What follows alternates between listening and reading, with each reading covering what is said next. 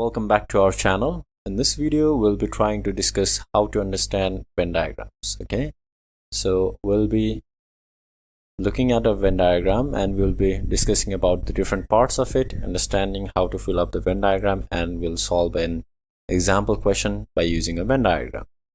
Okay, so let's start. Here we have a Venn diagram. Let's say this red circle denotes people who like tea and this blue circle denotes people who like coffee. Okay, we can see there are different parts in a Venn diagram. So let's name this part number 1, this part number 2, this part number 3, this part number 4, and this whole thing number 5. We're going to understand what these parts mean. Okay, so this number 1 part is the people who like only tea. Okay, so it's N only tea. In set, it's represented like this. This number 2 part is people who like both tea and coffee, and it is represented by NT intersection C.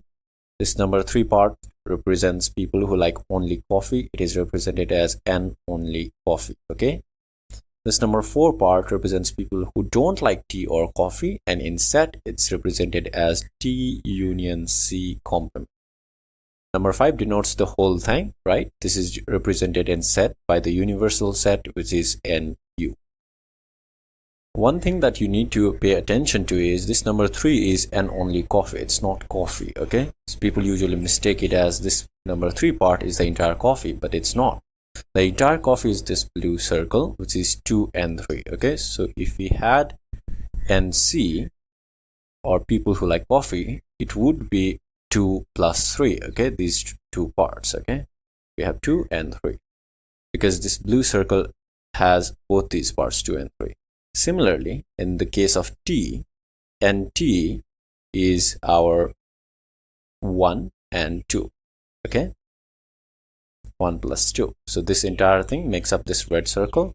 So it's at 1 and 2 makes up our T. So usually in questions, there is like people who like T is 500. Okay, let's say, or let's say 50 for now.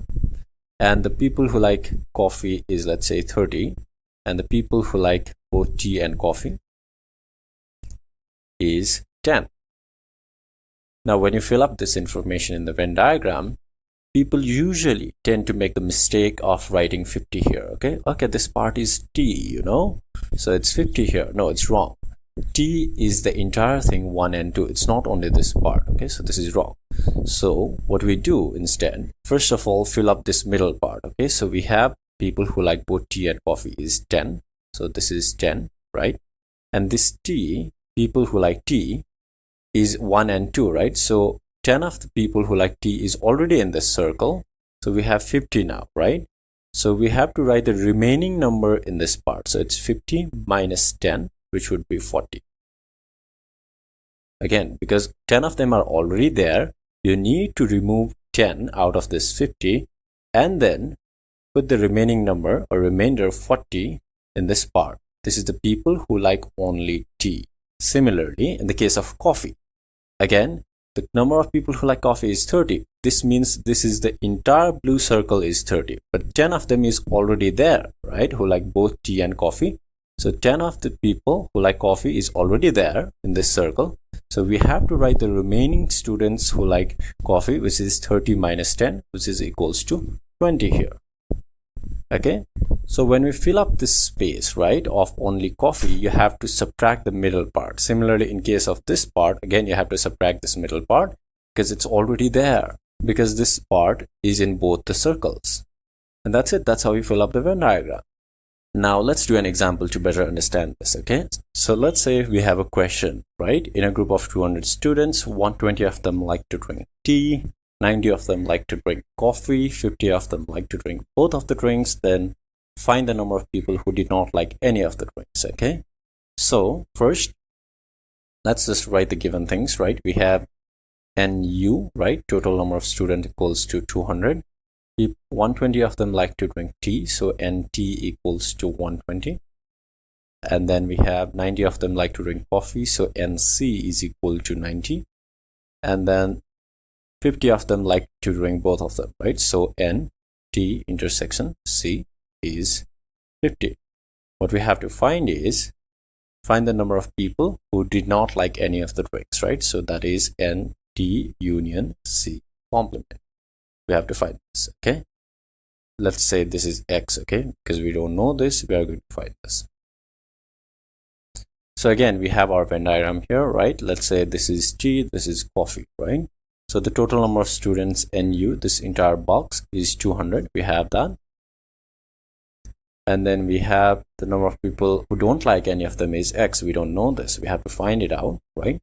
And in case, again, like I told you, this is total number of this entire circle is 120. Okay, so first let's fill up this middle one, which is who like both tea and coffee, which is our 50, right? So 50 is there. And then in this part, we are going to subtract that 50 from 120. Okay, so 120 minus 50. The entire T circle is 120. 50 is already there. 120 minus 50 is 70. This part is 70. Similarly, in case of coffee, we have 90 of them like coffee. 50 is already there. Subtract 50, we get 40, right? So we have 70, 50, 40, and X make up the entire 200. Okay, so now what we can do is, by using Venn diagram, we can say that 70 plus 50 plus 40, right, plus X, these four things make up the entire 200. Okay, so 70 plus 50 plus 40 plus X is this entire thing, 200. Now we are just going to solve this and we can find the value of X. Okay, so 70 plus 50 plus 40 is going to be 160 plus X is 200. Now we have to find this X, right? So X is 200 minus 160. When this 160 goes to the other side, becomes minus, and therefore we have X is equal to 40. And X is our number of people who don't like any of the drawings, right? So T union C complement is 40, and done. Okay, so 40 students don't like both tea and coffee. And that's how we can use Venn diagram to solve questions related to sets. If you enjoyed this video, please like it and subscribe to our channel for future maths videos. Thank you.